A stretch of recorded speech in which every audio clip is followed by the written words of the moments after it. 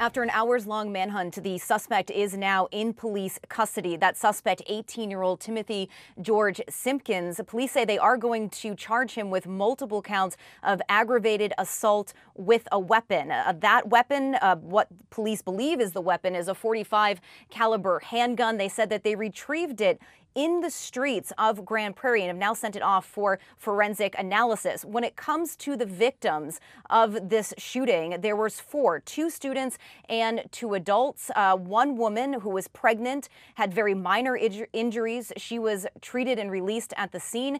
The other three were transported to local hospitals, and at least one of those injuries appears to be serious. Take a listen. All three victims are okay at this point in time. I want to tell you that one of the victims was a student. He went into surgery. He is in ICU. He is out of surgery at this point in time. That's great news. We need to make sure that we keep him in thoughts and prayers, the families. We have an adult male who is not in surgery but is in good condition. And then we have a female that was also maybe grazed by a bullet or injured in some way.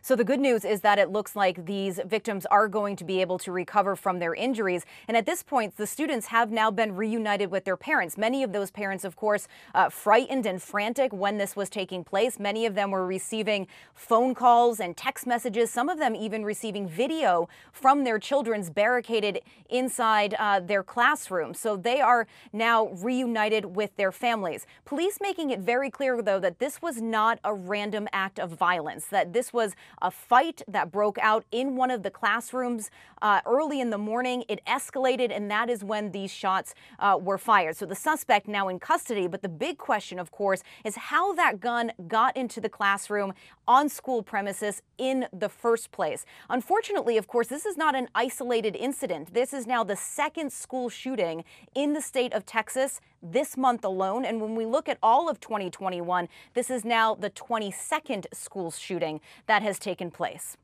Tony Waterman, CGTN, Texas.